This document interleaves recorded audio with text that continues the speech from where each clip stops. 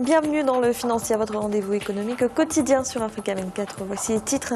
La Banque africaine de développement définit sa stratégie pour les 50 prochaines années. Parmi les principaux objectifs, l'emploi des jeunes. Le Sénégal veut renforcer sa lutte contre le vol de bétail. Le gouvernement compte débloquer 16 milliards de francs CFA dans un programme de sécurisation du cheptel. Et nous ferons le point sur les marchés boursiers du continent en fin d'édition.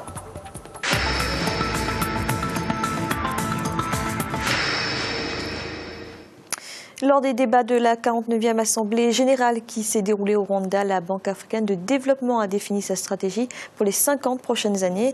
Parmi les objectifs, faire que les jeunes profitent davantage de la croissance du continent, d'où la nécessaire création d'emplois. Un reportage de notre correspondant au Rwanda, Olivier Jagotin.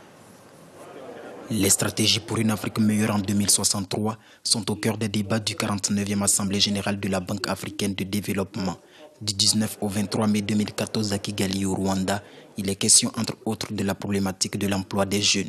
C'est sur cet enjeu majeur que planche ce panel composé d'éminentes personnalités comme Macky Sall, président de la République du Sénégal. Les indicateurs montrent que l'Afrique connaît une bonne croissance économique, mais cette croissance ne profite pas assez à la jeunesse. Partant de bons indicateurs sur la croissance africaine telle qu'elle est aujourd'hui, on peut se réjouir de la tendance positive vers une croissance de plus en plus développante pour le continent. Cette croissance n'est pas porteuse en vérité d'emploi. Si on regarde de très près, c'est dans le secteur minier, principalement dans le secteur des hydrocarbures, un peu dans le secteur agricole. La stabilité et la sécurité du continent dépendent de la capacité des autorités à mettre en place des mécanismes favorisant l'emploi des jeunes. Une jeunesse souvent formée en inadéquation avec les besoins du marché de l'emploi. Et la formation professionnelle et technique serait une solution adéquate à la question du chômage des jeunes. Évidemment, il faut corréler ces besoins de transformation aux besoins de formation qui vont de pair. Puisque nous avons encore malheureusement une formation théorique, généraliste. Or, de plus en plus, il nous faut une formation professionnelle, une formation technique, scientifique, pour que l'Afrique également puisse produire la main-d'œuvre chargée elle-même de mettre à niveau nos infrastructures. Cette 49e Assemblée annuelle a été aussi l'occasion de revenir sur le secteur privé, une alternative pour des emplois viables en Afrique. De nouvelles allocations de fonds seront mises à disposition pour encourager les jeunes à la politique de l'auto-emploi. Et sachez que la Banque africaine de développement a accordé au Sénégal un prêt de 60 milliards de francs CFA. Cette somme est destinée à un projet d'eau et d'assainissement visant à améliorer la viabilité du secteur. L'opération, qui est la troisième du genre entre les deux partenaires, intervient dans le cadre du programme d'eau potable du millénaire. Et toujours au Sénégal, lors du dernier conseil interministériel, la ministre de l'Élevage, Aminata Mbengue Ndiaye, a soumis un programme de sécurisation du cheptel, un ensemble de mesures qui devrait permettre de renforcer la lutte contre le vol de bétail préjudiciable aux éleveurs. Karine Bandadio. Le Sénégal envisage d'injecter 16 milliards de francs CFA dans un plan de sécurisation de son cheptel. Parmi les principales mesures de ce programme, l'opération sauvegarde du bétail, la protection zoosanitaire, la prévention et la lutte contre le vol de bétail. Le gouvernement planche actuellement sur les paramètres financiers pour la mise en place de ce plan. Au niveau du ministère, nous avons le programme qui est de 600 millions de francs pour l'année. Nous avons également 1,7 milliard de francs entre les mains des éleveurs. Nous sommes donc à la recherche de 13 milliards de francs CFA. Le vol de bétail est un fléau majeur pour l'élevage au Sénégal. Plusieurs initiatives ont donc vu le jour ces dernières années pour tenter d'enrayer le phénomène.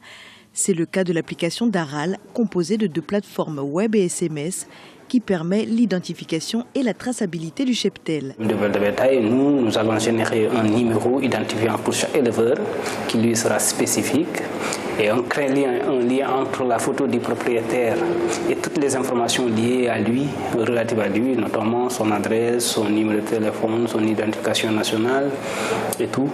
Et ce même identifiant sera affecté à son cheptel, de sorte que lorsqu'on dérobe un animal ici, pour le vendre même ailleurs, le potentiel client aura, de par la plateforme informatique, la possibilité de voir si cet animal-là est entre de bonnes mains. Simplement en introduisant le numéro de la bête et automatiquement c'est la photo du propriétaire qui va s'afficher à l'écran. Par ailleurs, le gouvernement sénégalais compte poursuivre les actions en cours comme la mise à jour de la réglementation relative à la sécurisation du cheptel et l'intensification de la campagne nationale de sensibilisation contre le vol de bétail. En Algérie, le Forum des chefs d'entreprise a annoncé que la règle des 51,49% régissant l'investissement étranger avec un partenaire local sera aménagée, et ce pour tenir compte de l'intérêt que les investisseurs apporteront à l'économie nationale. Il faut dire que cette règle adoptée lors de la crise financière de 2008 est de plus en plus critiquée par les opérateurs économiques algériens. Le gouvernement de Guinée-Bissau a financé à hauteur de 12 milliards de francs CFA les coopératives agricoles pour acheter le kilo de noix de cajou à 250 francs CFA. Des paysans accusaient en effet certains commerçants de saboter la campagne en achetant le kilo à 50 francs CFA. Pour rappel, en 2011, une taxe sur l'exportation avait été instituée pour financer la transformation de la noix de cajou. Nous produisons à peu près 200 000 tonnes de noix de cajou par an. Et nous avons l'un des meilleures noix de cajou du monde. Ce qui se passe, c'est qu'il faut que le gouvernement prenne des mesures adéquates pour que le marché soit un marché qui bénéficie la Guinée-Bissau. Nous sommes dans un monde ouvert. Il est normal que nos acheteurs prennent des mesures pour avoir des prix le plus bas possible. Et nous devrions aussi prendre des mesures qui nous permettent de vendre les noix de cajou de Guinée-Bissau à très bon prix. Les noix de cajou de la Guinée-Bissau peut en profiter beaucoup. Jusqu'à présent, je crois que 90% de la noix de cajou de la Guinée-Bissau est exportée en brut. Ils ne sont pas transformés sur place. Combien d'emplois on aurait créé si nous transformons tous les noix de cajou de la Guinée-Bissau? C'est à présent l'heure de faire le point sur les marchés boursiers africains. En Afrique australe et océan Indien à la mi-journée, l'indice All Share de Johannesburg était en hausse de 0,11%. L'indice de Nairobi perdait 0,17%. La bourse de Maurice augmentait de 0,33% et l'indice du Botswana gagnait 0,32%. En Afrique de l'Ouest et centrale, l'indice nigérian progressait de 1,87%. La BRVM d'Abidjan grimpait de 1,21% et la bourse du Ghana a enregistré une baisse de 0,16%. En Afrique du Nord, enfin, l'indice tunisien diminuait de 0,54%, l'indice égyptien gagnait 1,17% et la bourse de Casablanca chutait de 0,42%. C'est la fin de cette édition du Financial. Merci de nous avoir suivis. On se retrouve bientôt pour un nouveau rendez-vous de l'économie.